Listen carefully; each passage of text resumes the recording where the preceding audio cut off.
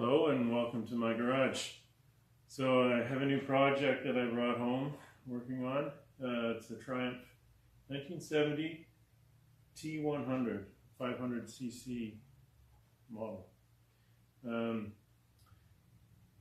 Most of the things I'm going to be doing on it are just some reconditioning, like old rubber that's in need of replacement, the fuel system, some oil leaks, which are pretty typical of these old bikes.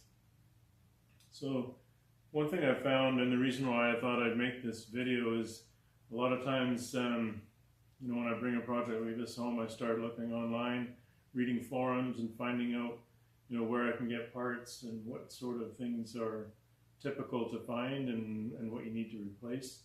And one thing that I came across right away was the handlebar system and what they call P-clamps, which is a system using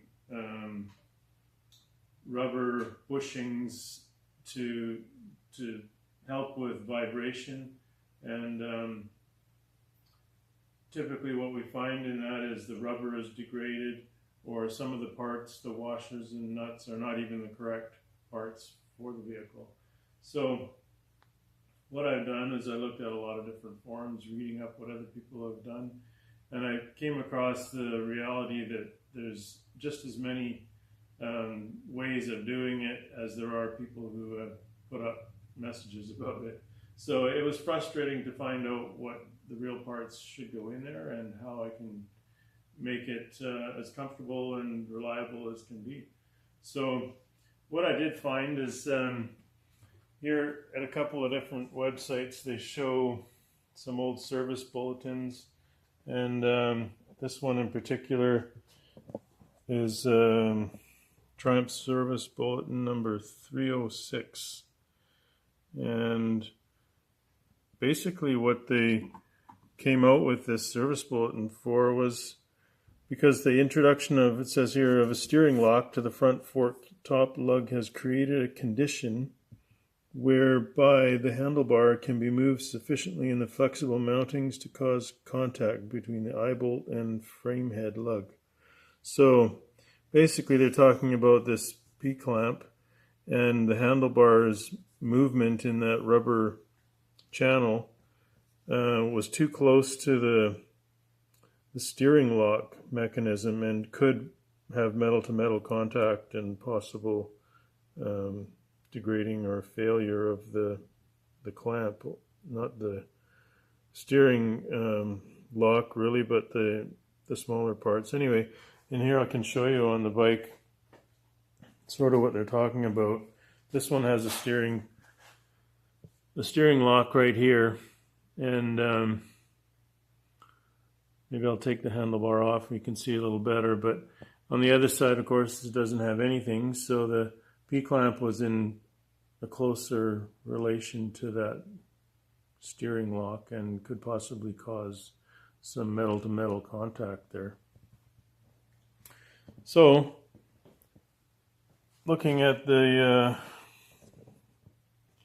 service bulletin here, the difference is just these three parts up here: cups, steady rubbers, and distance pieces. And this kind of shows you the whole lineup of what parts are supposed to be in there. And these three, the cup, the steady rubber, and the distance piece, are what this service bulletin recommends you replace. And these are the parts that I ordered.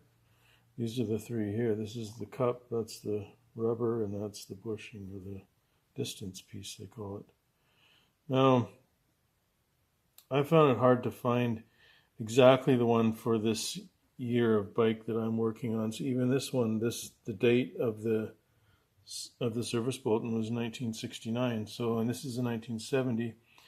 So not exactly meant for this bike either. But I did find more detailed information that a company called Fekid.com, which is a UK bike part supplier, they supply these parts, and they actually have this version of it made for this 500cc 1970 and onwards, so this was perfect. And it's basically the exact same thing as the service bulletin, except for two minor things. One is the threads. They changed to the United Fine Threads in the UK at 1970. So the three threaded parts, the two bolts and the nut at the bottom, are the United threads rather than the previous British threads that were on here, different bolts, and they won't work with each other. So you got to make sure you use the right ones. So, and then just to focus a little bit here. Here we go. So the other nice thing about this diagram is they have all the actual part numbers as well that go with each part. And one additional piece that isn't on the service bulletin is this top cupped washer. So I ordered a couple of those. I have those right there. And they basically, I'll show you where they go once I get the handlebar off. But they basically go right up here under the top of the P-clamp, the bolt. And I think it's just for a more smooth fit to the P-clamp with this washer on there. And we'll see what it looks like when it's done.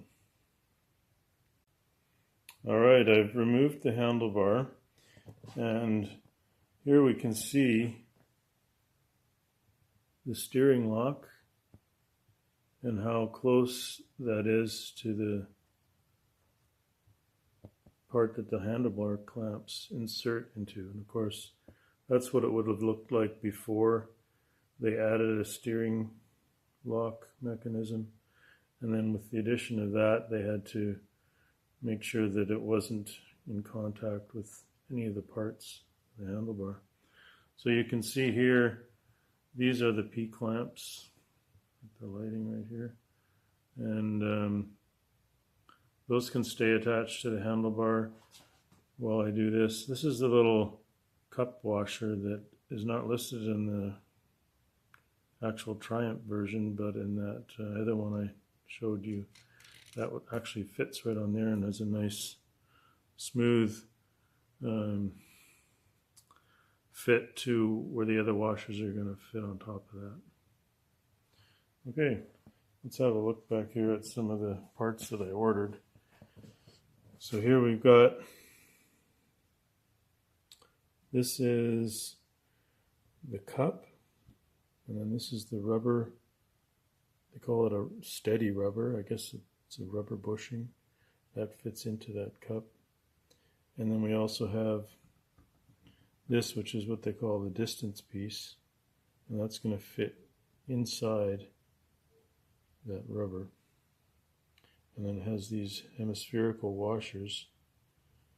There would be one on the bottom and one on the top of both sides, so you can see the convex side, the concave side. So that has to go on in the proper order, which we have right here in the diagram, and we'll be following that.